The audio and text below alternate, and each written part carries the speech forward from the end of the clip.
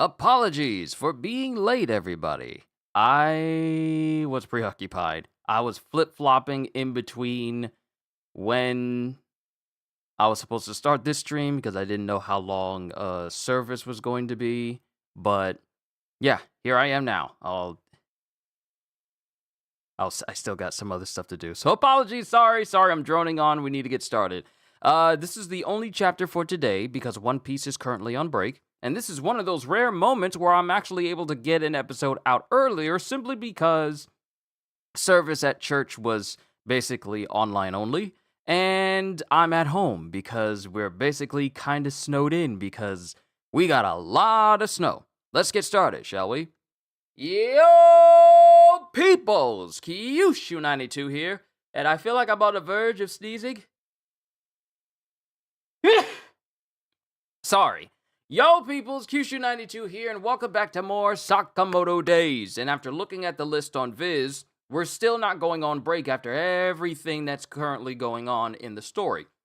Because it gets to the point where Akira is still fighting Uzuki, who's still using his Sakamoto personality. However, she gets more and more injured by him until she tries to use a last-ditch effort in order to bring him down, which he, of course, just completely disregards, and he's perfectly fine. And when he's preparing to strike down Akira, who's currently unable to defend herself, because she really got into it when she jumped in the path of someone who was having a wedding. She saved both the bride and groom, and in doing so, she got impaired.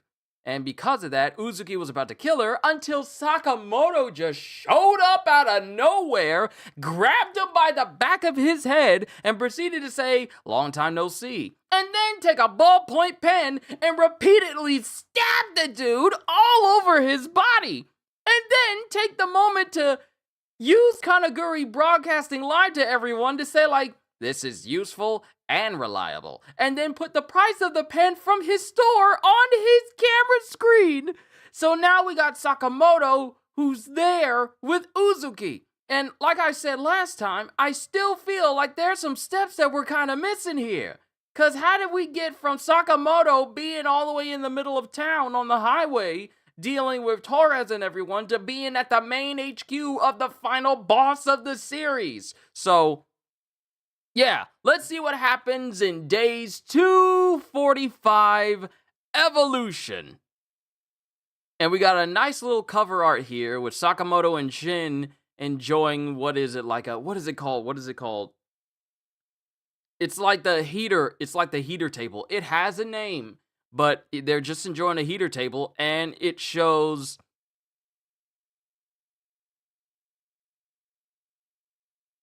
Is that Hana?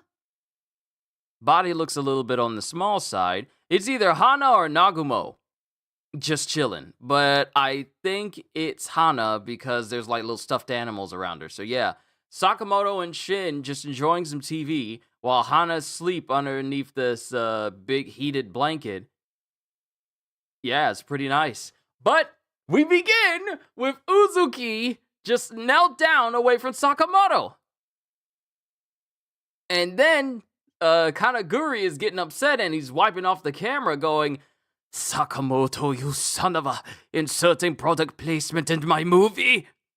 And then Akira is currently laid out looking at Sakamoto. Taro. She needs treatment quickly before it's too late. Akira, you were trying to stop Uzuki all alone, huh? You did great. Leave the rest to us. And she doesn't say anything, but she does appear to have tears in her eyes. Hey, Kanaguri, treat Akira's wounds. And then Kanaguri says, "Drop date.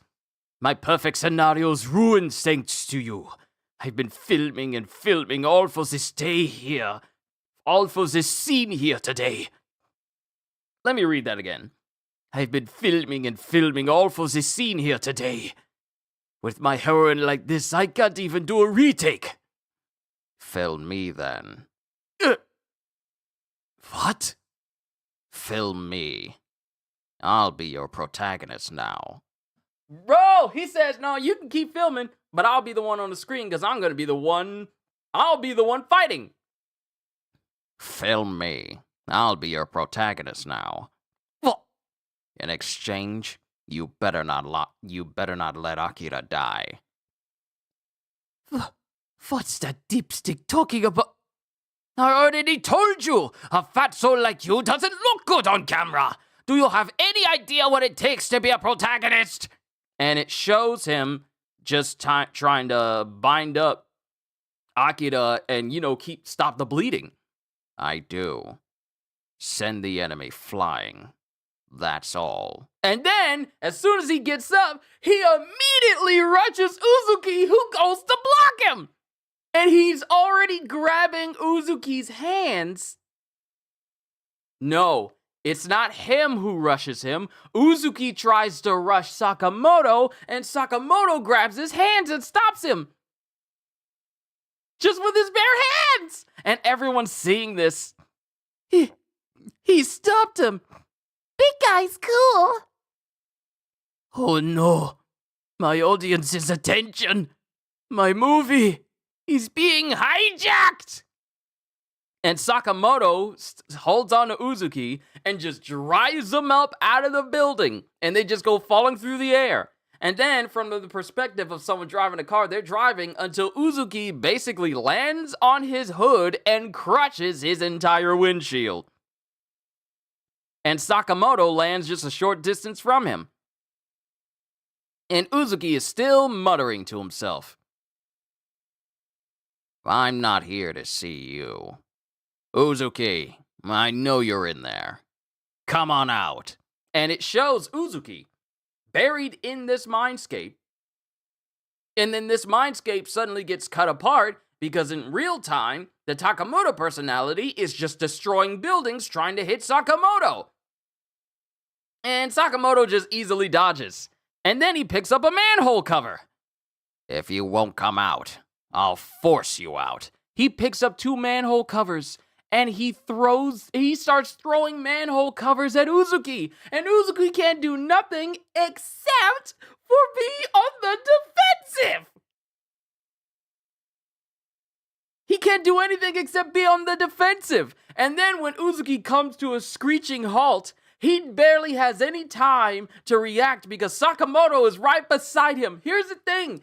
He knocked Uzuki away from him. And before Uzuki can even stop skidding, Sakamoto is already there with a punch ready next to the face. And then we cut to an amusement park with a couple. What a lovely amusement park. Cool, right? It's a hidden gem. No street punks. This man says as Sakamoto and Uzuki go flying through and destroy one of the awnings of the buildings in the park. And then Uzuki lands on a little child's ride, like a child panda ride. And the ride just goes, Please insert 100 yen. And all of a sudden, it gets crushed under his weight as Uzuki continues to try and hit Sakamoto, but nothing is working. Because Sakamoto just keeps dodging him. I wonder why this app does not allow me to see chat when I'm trying to see who's talking at a given time. This is so weird, why it won't let me do this. It's annoying. Not that I'm trying to look at the chat directly, because I should be finishing the chapter. Yeah, I should be finishing the chapter. There we go. It's Killer Bean. That's who it was. These truly were our Sakamoto days. They really were. But Uzuki is still trying to slash Sakamoto, and Sakamoto's just easily dodging. How can I drive Takamoto's personality away?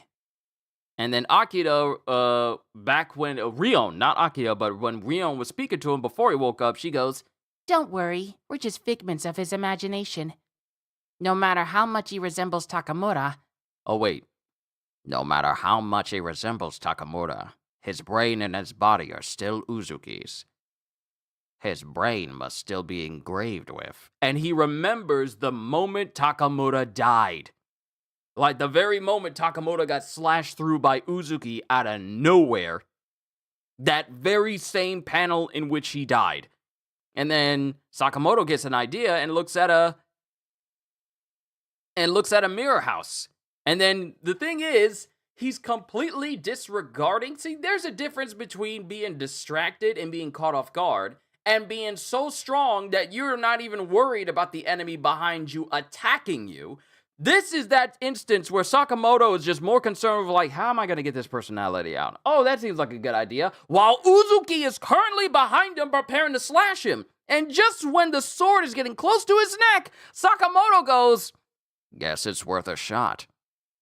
and jumps out of the way and then takes that same pen and throws it with such force that the pen embeds the sword into the ground.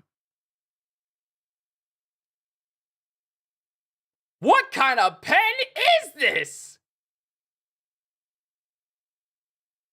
He throws the pen, and you know the hook part of the pen? First of all, that hook part is so thin and so narrow that it only allows for it to go through clothes and to clip onto it. The clip of the pen, it literally latches onto the sword and embeds it into the ground. And while Uzuki, it's still under the Sakamoto personality, is trying to pull it out, Sakamoto comes and kicks him directly in the neck and sends him flying into the mirror house. Still muttering and getting up while people are on the inside going, It's hard to find the exit.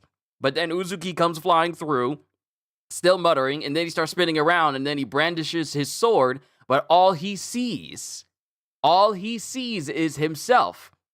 And he keeps looking around everywhere until his eyes start to open wide, because the next thing he sees in his reflection isn't himself. He sees Old Man Takamura.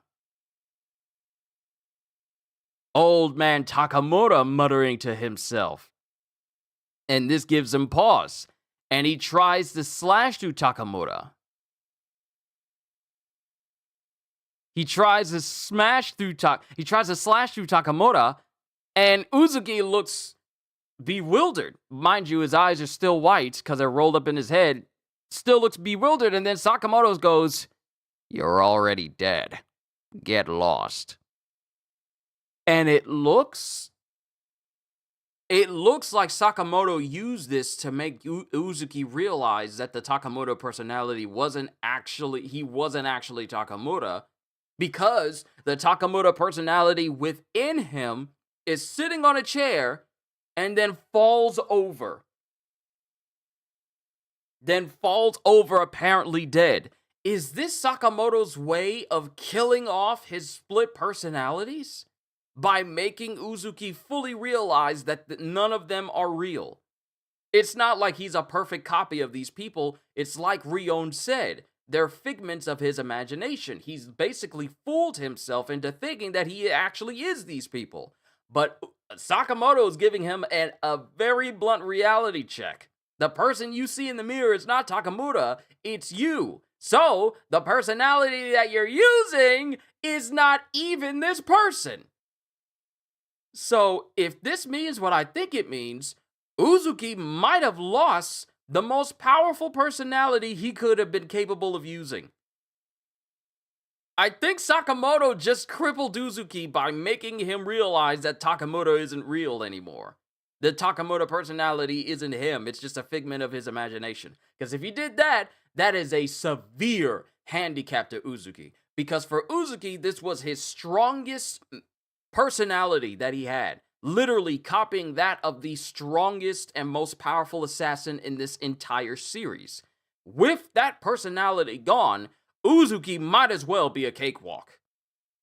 Mind you, Uzuki is still strong in his own right, but at the same time, the Takamoto personality was basically the one that everybody feared. So does that mean Uzuki is powerful himself, but his personalities hold him back? It's kind of like that. When you think about it, think of it this way. You know Bob from the Thunderbolts movie? Sure, he's incredibly powerful, but using his power, he is scared that the other side of him, the void, is going to come out and is going to cause harm to people. He himself is strong, but he's worried about what his other split personality could do to others. So it's like he holds himself back. So it's a bit of a reversal here. His personalities hold Uzuki back, whereas Bob's split personality holds him back. So in this case, Uzuki might as well have lost the most powerful personality that he relied upon. And this whole, and I say this, ever since Sakamoto woke up, this man has been on a 10 and has basically been manhandling everyone. There isn't a single hint of hesitation with Sakamoto anymore. He is just, okay, I'm done playing games. Let's go ahead and take care of this right now. He faces off against Torres without a single doubt in his mind, literally operating on Jackie. And when you think about it, Sakamoto is as close to a John Wick Jackie Chan as you could get, because he is so adaptable when it comes to fighting, literally using household objects and anything he can get his hands on to fight naturally and skillfully, with barely anyone having that many means to defend himself against it. He fights like Jackie Chan in a profession like John Wick. He is literally a mixture of Jackie Chan and John Wick, except he's not overly comedic like Jackie Chan. Well, I won't say Jackie Chan is overly comedic, it's just that he tends to be put in comedic situations. I'm not going to say he's overly comedic, because Jackie Chan is indeed funny. But he's a mixture of John Wick and Jackie Chan. And it just keeps showing you, because how you gonna take a ballpoint pen and throw it with such force that you literally force a person's hand to be forced down, and that person has to tug the sword out of its foundation simply because the pen embedded itself so far into the ground that you can't immediately pull it out? What? But he still beat Takamura. I don't know how I feel about that. I honestly feel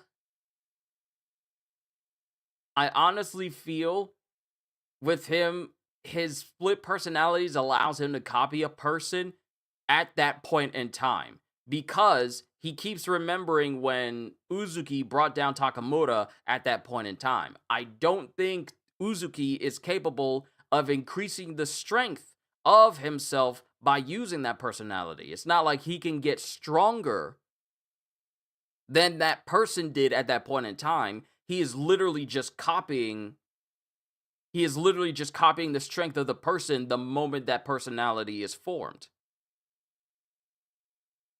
So it's not like he can adapt and start to, do things differently than that personality. No, he's simply just copying that personality all the way down to that amount of strength that person had at the time. So while Sakamoto has definitely gotten stronger, I don't think Uzuki has. I think his strength is still the same, and him using the Takamura personality is only giving him a slight advantage simply because the strength of Takamura was already astronomical as it was. In comparison to everyone else who's ever faced him, his strength might as well be abnormally high. But Sakamoto has actually gotten stronger. So there's a difference. But you do bring up a good point. If this amount of strength is coming from Uzuki, and the personalities allows him to finesse it and use it in a more directed type of way, I mean, Uzuki is still strong. However, he's still using the Takamura personality as a crutch. He's instinctively using a personality to help to basically give him an edge in fighting, rather than him actually being the one to do it himself. So it's a crutch. He's leaning on this strength too much. So if he loses it, he's back to square one.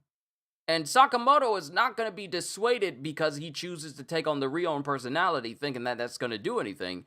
Sakamoto's all like, yeah, you're already dead, get lost. So he's basically telling these personalities that none of you are real. The only person that I wish to speak to is Uzuki. So he's looking like he's going to be going through all the personalities he has. Now, mind you, we don't know how many he has. All I've seen is the Rion one and the Takamura one. But he's going to be going through all these personalities and getting rid of them until only Uzuki remains.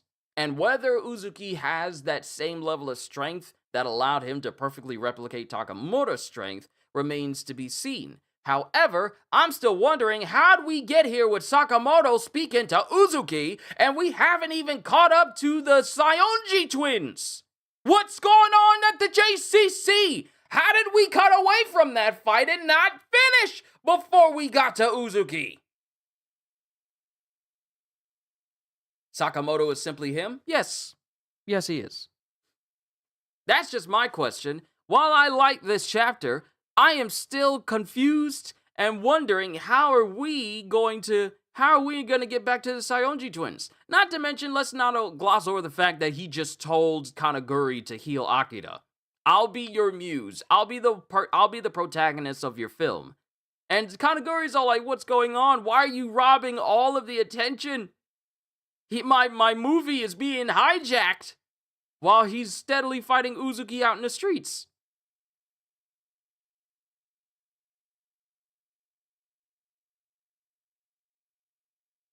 But the fact that they're about to get off screened. If they get off screened, I may be disappointed. I may be incredibly disappointed because there's no way you're going to set up an incredibly powerful individual like Kipe, the brother, and him facing off against another brother, and them going to see let's do this because we're both let's fight because we're both brothers who want to protect their siblings. There is no way that you should off-screen that fight when you have two people with the same type of ideals but they're on opposing sides and think that that would be a meaningful conclusion. I would be incredibly disappointed if we don't get to see the conclusion to Kipe fighting Natsuki and Mafuyu. I would be incredibly disappointed if we don't get to see that. But overall, pretty decent chapter. No break. No break at all. We're getting another one next week, which will be the 1st of February, because this is the last full week of January. This is actually one of those rare times where we have a full... No, because February is going to have one as well. February is going to have another full week too. March, however, will not, because the last day will be on the 31st. I was just kidding, but besides Gozu, I think the others will stop fighting when Uzuki is defeated. Honestly, Oki versus Nagamo is probably will end in a stalemate. I feel like we just, at the very least, I feel like we need to at least cut to them to see where they currently are. If not show us the conclusion to their fights, at least let us see their faces. To know that something is either still going on or maybe it's been concluded, but at the same time, I don't want things to be off-screened. That's me. That's just me. I really don't want anything that is fight-related to be off-screened while we're already here with Uzuki versus Sakamoto. If they did that and the series ended, I would be disappointed, but I'd still say I enjoyed the series all the same, simply because of its ridiculousness. I still can't get the thought of putting a bunch of random trash in a bag, shaking it up, and then producing a full functioning Glock with bullets inside. That is going to stand out to be the most ridiculous thing I have ever seen in any manga, period. But I really hope that they don't off-screen anything. I really do. I really hope they don't. But that's just my opinion. But here we are. Sakamoto is telling these personalities to get lost.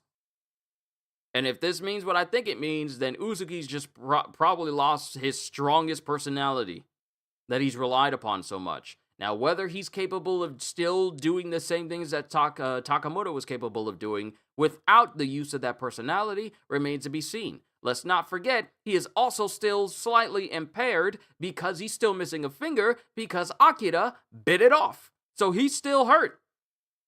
He still has injuries. He's been slashed in the arm. He's got a digit missing. Losing the Sakamoto personality might be the biggest disadvantage he may suffer at this moment, because we haven't seen him try to fight with the Rion personality. He's only used that Rion personality to try to talk to Nagumo and Sakamoto and try and emotionally and psychologically manipulate Akira. That's it. We haven't seen him try to use Rion's path of killing. That's the thing, though. Is he capable of copying that as well? Or is that something only unique to the Akao bloodline? That remains to be seen as well. Overall, pretty decent chapter, but it may seem like the Sakamoto personality is out of the picture, which was pretty much the biggest threat against Sakamoto when you think about it. It was the biggest threat.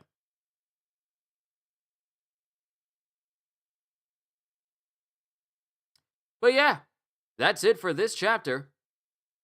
Can't wait to see what happens in February. I don't think I have anything else to say. I think I said everything that I needed to. He did use it once, but it didn't finish Sakamoto off. Right. Wasn't it that same way he used the Takamoto personality and also used the path of killing in order to stab Sakamoto through the chest, and that's how he wound up in that coma? Am I remembering that correctly? So he used both the path of killing of Rion to get close to Sakamoto and then use the Takamoto personality to stab him. Am I remembering that right? But it's not totally accurate? Or am I thinking of a different time? Am I confusing it for the aquarium and there was a different time when he used Rion's personality against him? I might be flat out misremembering something completely. Please forgive me. My apologies. I might be misremembering. I can't even say misremembering. Yes.